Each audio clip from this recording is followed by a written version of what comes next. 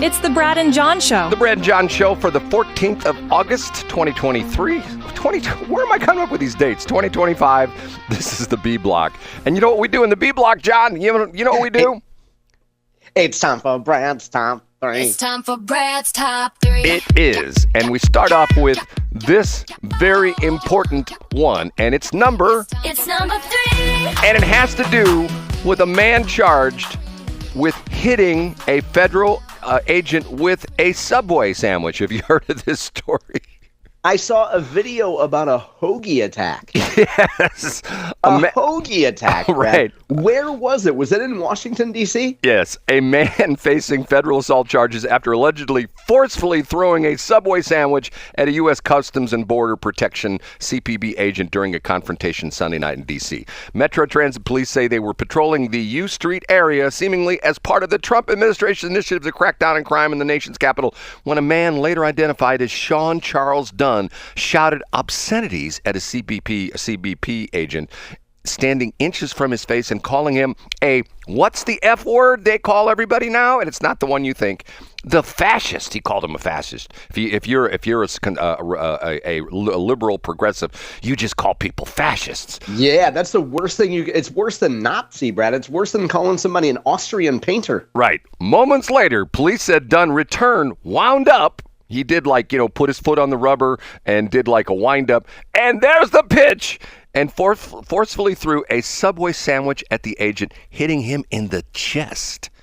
Now, Brad, let me interrupt here. How do we know that it was a branded Subway sandwich? Was the wrapper still on it? Well, I guess it was. They're saying it was a Subway sandwich. Witnesses could be heard giggling as Dunn darted from the cops, according to an Instagram video posted by a bystander.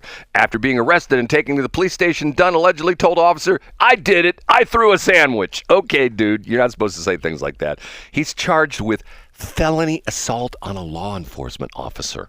Now, see, once again, is this like tweaking things you shouldn't be tweaking? You know what I'm saying, John? I mean, wow, Brad, I mean, you ended the last segment by talking about a ball gag. Now you're talking about a certain type of clamp. I don't know. I do know that DC is among those urban areas that complains about being a food desert. And here you have a man wasting a good hoagie. Do you know, John, and by the way, I'm glad you mentioned that because they talk about a food desert and new desert.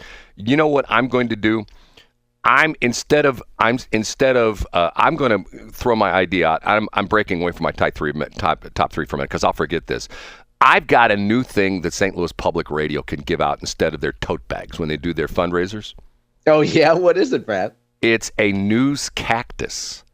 And I get it. Go on. I'm following you. The idea being is they make some kind of little gimmicky little thing and they say, "Hey, St. Louis Public Radio, it's a news desert out there and we're here to put water in the ground. But if you don't believe it's a new desert, donate $10 million and we'll send you our news cactus." And you can put it on your desk and people go, "What's that?" And you can say, "Well, that's the news cactus. And the reason I donated money to St. Louis Public Radio is to stomp out the news desert, and so far because of the fact that I got a news cactus." What do you think, John? Is that a good idea or what?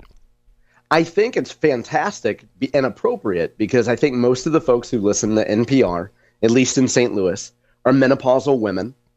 And if anyone relates to something that's excessively dry and will never get wet again, it's a menopausal woman. John, I'm paying attention to what you just said, but I will have to tell you that maybe if we have some time in the C Block, I got beat up on Facebook when I commented on a story from, is it the Springfield News Leader? Is that the story? That's right. That's Springfield's paper, yeah. On Facebook where they had a story talking about, and in Springfield, one organization does the public TV station and the NPR affiliate. Are you familiar with that down there? Yeah, they have, so let's see, KSMU is their public radio station down there. Right. And it's run by an organization that oversees both of them, both the TV station, which is the PBS. Yeah, it's Ozark. Sorry to interrupt. I think it's Ozarks Public Media, unless I'm mistaken. Right. And there was a story on there, and I wrote a comment about, which I thought was a very informative comment about, you know, how all of us in broadcasting have a challenge with digital and stuff like that. Oh, my God, did I get flamed. My God. And it's funny. I'll talk about this in C Block. A guy actually said to me that all of America is supporting government giving money to NPR and PBS. That's what he said. Oh, they sure are, Brad. And while you interrupt your top three, give me 30 seconds here. Okay. This almost made the top three, my top three, until I saw the Eric Schmidt piece. But some gal from NPR, some national gal from NPR, was in Kansas City and did KCUR's Up to Date with Steve Kraske. And she hosts some sort of liberal show. Her name is Layla Fadel. She hosts the morning edition. Anyway, but her banger quote is, people that say that journalists are biased are wrong, Brad, and that all NPR does is just supply the facts. And if you don't like the facts, she says, quote, look, facts are facts and truth is truth. John. So, Brad, if you don't like NPR, you just don't like facts. Well, that's like saying if you disagree with Fauci, it's science. I know science. I am science. Everything I say. Respect the science. I'm sorry for interrupting, Brad, but you make a great point about NPR down there. I can't wait to hear your Facebook beef. Okay, ready for number two? Yeah, give it to us, Brad. It's time for Brad's number two. Okay, John, sometimes I ask you questions. I'm going to give you three names: Kiss, George Strait, and Sylvester Stallone. What do those three names have in common? They were all delivered by forceps. No. So they all talk funny.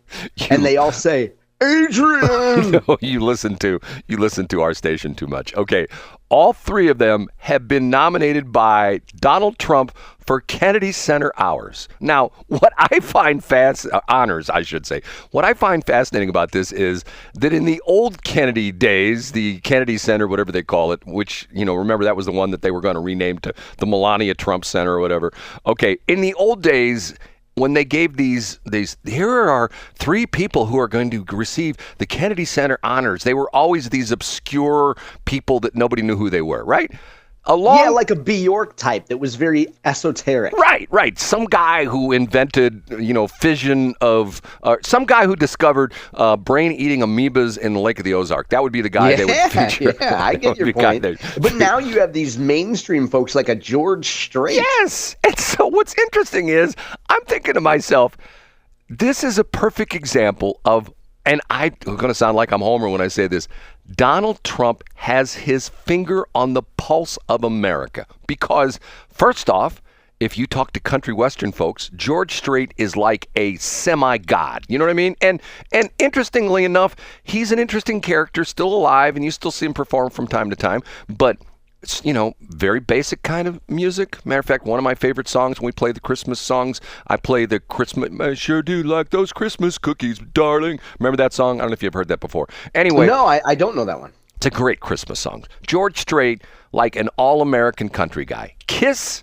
once again, not necessarily all-American. If you read the stories about Gene Simmons, how many women he've been with, you may say there's not necessarily which is the best American, thing. right? Conquering, American, right? Men conquering. And Sylvester Stallone. See, to me, and I agree with him 100%.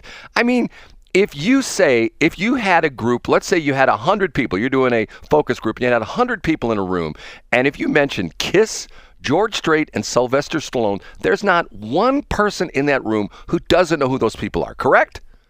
That's correct. Now, they might not like them because if 2% of people are gay, they're not going to like all three of them. They might not like country music. They might not like George Strait. They might not like glam rock. They might not like Kiss. And they may not like... But the name ID, to your point, is high. And everybody, I think importantly, Brad, everybody would acknowledge the cultural significance of these folks. Exactly. You hit it right on my point. And by the way, one of these days, this story I've never told with you before.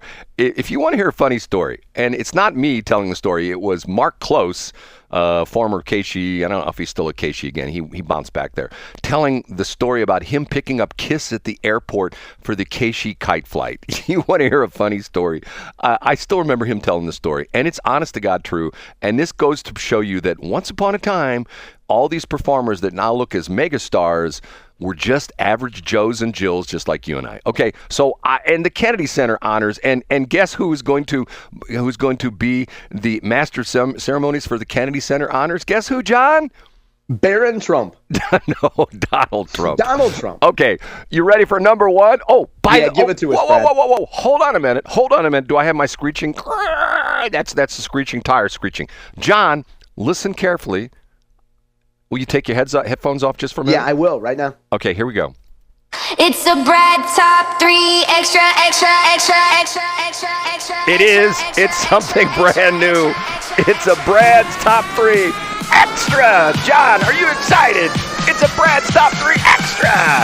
Listen to that music. Crescendo. Yes. I'm down with the music. I'm down with it. You hear it, John? Do you hear that music, John? I can hear it. Yeah, I feel like I'm at Club Cheetah in 1999. It's amazing. It's the 12-3-30 treadmill trend. Have you heard this? No, what is this? Okay, this is interesting because of the fact that this is something that started on, I believe, on TikTok. One of the fitness experts came up with this and talked about what they call the 12-3-30 treadmill workout. The 12 is you take your treadmill and you incline it to 12 degrees. You walk at 3 miles an hour for 30 minutes, okay? Get that? 12 degrees, 30 miles an hour, okay. 30 yeah, minutes. I'm tracking with you. Okay, now what's interesting about this is the people are going like, oh, this is all baloney. This doesn't really work. Blah, blah, blah, blah, blah, blah, blah, blah, blah. Experts have reviewed this and they said, here, I'll give you a couple quotes. If you're short on time and want to burn a certain amount of calories quickly, running seems to be more efficient. But if your goal is to burn more fat and you prefer a lower impact workout, the 12-3-30 method has its benefits, particularly for beginners or those with joint concerns. It talks about it burns more fat than running. So if you're trying to lose weight, you want to get rid of the fat, not the muscle. You want to get rid of the fat. So once again, one of these things that started on TikTok, the 12-3-30 treadmill challenge, is truly effective. Is that earth-shattering? Hold on, Brett. Yeah, here's what I don't get. Why is anyone surprised that walking at an incline at a moderate pace for 30 minutes will help you lose weight? Well, see, the point being is that most people, when they think, it's just like me with my fast food diet. It just goes against people's perception.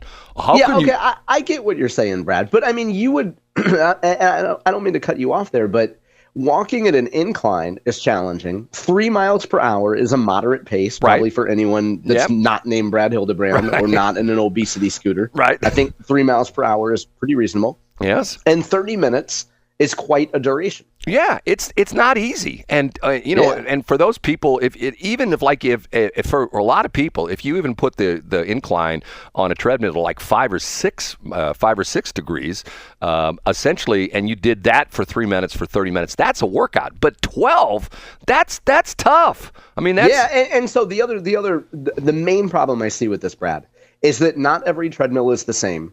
So you could also see a bunch of TikTok types or people who, I don't know, listen to radio and hear this and think, I'm going to try that. A 12 incline on a Life Fitness model might be different than a Precor model. So you have to actually, to your point, Brad, see what 12 degrees is. Because if it's a 20 incline scale and you're at 12, that's probably way too high. Do you get what I'm saying? I hear what you're saying. What you need to do is you need to go to Home Depot and get yourself a digital level, and I have one, and you need to set it. Yes, that's a great idea, and you need Brad. to put that on. You know what you could do is volunteer for certain ladies to get down on the ground while they're in their shorts on the treadmill and volunteer to measure the level. Right now, I will be more than happy. I have a professional digital level, which I've had for years, which is very accurate to about 0.1 degree. So, ladies, if you need help setting up your treadmill to 12 degrees, just give me a call, and I'll be more than happy to come over and set it up for you. Okay, you ready for number one, John? Yeah, give it to us, Brad. And now, big finish, Brad's number one. This is a story that, quite honestly, will not go away. And the reason I have it as number one is because I'm having people from around the country who know I live in the St. Louis area contact me. And yesterday, on our very radio station, the radio station one right now, 104.5, Westplex Talk, call letters of KSLQ, we have 3 national talk shows that amongst them, if you combine all the national audience for Armstrong and Getty from 8 to noon, from noon to 3, we have Eric Erickson, who is a big conservative dude, guy who started redstate.com. And then from 3 to 6, we have Markley, Van Camp, and Robinson. And if you combine all of their audience, we're talking 8 figures, which means tens of millions of listeners, okay? All 3 shows yesterday, guess what they were flabbergasted by, which is a local story. Guess, John. Guess, John. Did they finally catch up to Francis Howell, administrator, being paid $220x to leave? Yes, exactly. They're all going like, and see, I talk about this all the time. The reason we have problems in the St. Louis area, the reason we have problems is we don't have a lot of businesses want to move. It's not like Nashville, where everybody and their brother wants to move to Nashville, and everybody, oh, we're going to move their business to Nashville. Oh, we're going to open our company in Nashville. Matter of fact, even the evil EMF people, the K-Love and Air One people, moved from California to Nashville. It's bad PR when you hear these national stories talking about, oh, in St. Louis, because they don't talk about the fact that this is in St. Charles County. They always refer to it as a St. Louis problem. In St. Louis, there's a school district. Well, they don't really know the area. They don't really know it. But it's my point exactly when I talk about the Westplex Chamber of Commerce. John, let's be honest. St. Louis has become a bad word, or 2 words, I guess you could say that. It's gotten to the point where when you say, I give the example all the time, you're in an airport, you're traveling, someone says, hey, where are you from? And you say St. Louis, oh my God, is Ferguson still on fire? Is it safe to walk? And Brad, you give that example every week. I'd be curious if, I know that that's completely anecdotal and is backed by no science. I wonder if nationwide there's ever been a reputable group that has looked at cities' reputation nationwide to say, okay, do you have generally a favorable or unfavorable view toward Philadelphia, Sacramento, St. Louis, Tulsa, Minneapolis, Toonerville? I wonder if anybody's actually measured perception. Well, what's interesting was one of my school teacher friends this morning texted me that once again, Elliot Davis this is one of his top stories on his Elliot Davis TV. Is he on Twitter? I know he's big on Facebook. Absolutely not. He's a boomer, Brad. Okay. He's talking about this. And once again, I will say this up front, okay? I am sort of, to a certain extent, I get somewhat apolitical because I'm not like 97.1 where I'm kissing the feet, kissing the boots of Nick Schroers of the world and the Bill Eigels of the world. Remember, I got the text from Bill Eigel he wanted me to send him excerpts of the show and wanted to hear the things I'm saying about Bill Eigel. Bill, just listen, you can find out. Yep, go ahead. Keep going. I have said all along, these nutbag wackadoodle conservatives on the school boards, it's all their damn fault. You know what we need to do? We need to get all these nutbag wackadoodle conservatives off the school boards, all the people that Mark Cox is in favor of. We need to get wacko progressives on the school board, and they would go like, we're not paying him for not working. Screw that idea. Get another job, dude. You're out of here. But the wackadoodle conservatives, you didn't work a day and we paying you $220,000? Oh, yes, let's do that. Get what I'm saying, John? Yeah, I think that there's certainly stuff about that case that we don't know. And I think we probably, quote unquote, deserve to know.